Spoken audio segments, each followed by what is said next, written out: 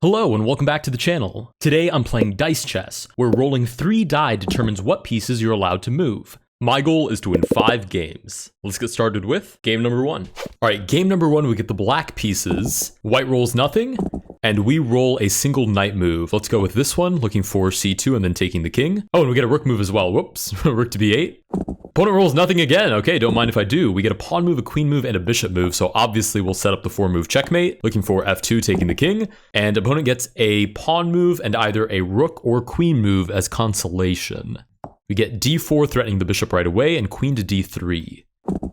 Oh, and we roll double queen to win game number 1. Nice. Let's go to move on to game number 2. All right, game number 2, we get the black pieces again. Opponent moves a knight. And we get double pawn. Ooh. Let's go e5, h5 to develop the rook, and queen to f6. We get pawn and rook from the opponent. Ooh, whoa, what is this? Why f3, king to f2? We get a bishop move. Let's set up that check right away. King move, so shuffle the king over is probably best. And then for the pawn move, I mean, might as well play e4 while we're here. Double king move for the opponent. There's no way they bring the king out anymore. Surely they have to move back and then king to f2. Okay, that's exactly what we get. Queen to e1 is forced. We get a double rook move and a knight move. We're staring at the king, but we're not quite capturing it. Let's develop the rook and play knight to c6. Knight move for the opponent actually clears the pawn. And then a rook move as well, so rook to a1. We just need a bishop move. Nice, and with a bishop move, we win game number 2. All right, they offer a rematch for game number 3. Don't mind if I do. Let's roll. And we get a pawn and a knight. A king as well, actually, which is quite unfortunate. So let's play this. King up to e2. And the opponent rolls knight. Oh, and pawn as well. Nice, they have to bring out their king as well. Interesting. We get a knight move again. Oh, this is so tempting. I don't know if it's concrete, though. Let's wait for a double knight move, since double knight would also win the game. So we'll play knight to f3, shuffle the rook over, and hopefully we can get the king back at some point. King to e8, the opponent gets the opportunity. Pawn move and a bishop move left for them. Okay, bishop to b4, interesting. Uh-oh, I've clicked roll, but nothing happened. Refresh the page? There's no way. Oh, wow, we're back. Okay, we get a queen move, a double queen move, and a pawn move. Holy smokes, that really scared me. Wait, why can't we move? Hello? I would just like to make a move, please. Oh my goodness, okay, somehow we're back. All right. Let's play pawn here, and for double queen, let's just develop the queen. Opponent gets knight, pawn, and bishop. So this could be pretty devastating depending on how they decide to play it. They do capture. What about the knight move? Wow, no way I've predicted all 3. Watch me get double queen as well to win the game. That would be insane. I mean, they could just play knight to a6 too. They might be having an issue with the servers because the opponent has been sitting here for a whole minute without making a move. They might be trying to refresh the page as I was a second ago. What is happening? Why do I have 0 seconds but I'm allowed to move? I'm so confused. Apparently we get double knight. What is happening? Bishop move? Opponent rolls as well, but I have 0 seconds. What? I have no idea what's going on anymore. What is happening? I have 0 seconds, but they're letting me roll. Double queen? I mean, I'll go for it. What is happening? Do I just take? Now I have 1:37 on the clock. So apparently I was the one that wasn't connected to the server, but I have a whole bunch of time on my clock still. Suddenly. I'm so confused. Okay, the opponent gets a king move. I'm just gonna roll with the punches, I guess. Opponent gets a rook move as well. They have the opportunity to do something insane, but they move rook to b8 instead. I guess we're playing this now. Okay, double rook. Let's take on b8. King move back. Knight move, so that recaptures, and then a double pawn move, which shouldn't be of consequence. We kind of just need a double bishop to win this. We get a rook move and a pawn move, which is not ideal, but we'll play this. Bishop move and a knight move. These pieces are both stuck. Nice.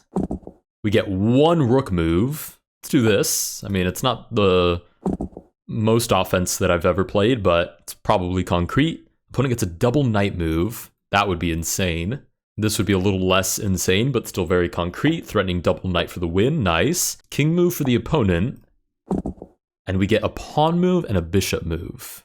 Okay, naturally we take and threaten the king. That's probably our best shot. Opponent gets rook and bishop, so we are threatening the king no matter what they play. Surely this is best. We roll rook and pawn. Okay, let's keep trying. Take, and I don't even know. What do we play here? I mean, none of this really matters, so I guess e5 is as good as anything else. g5, g4, all of that is fine. And the opponent rolls double rook for us to lose game number 3. What a shame. All right, let's go to move on to game number 4. All right, game 5, we have 2 wins under our belt at the moment.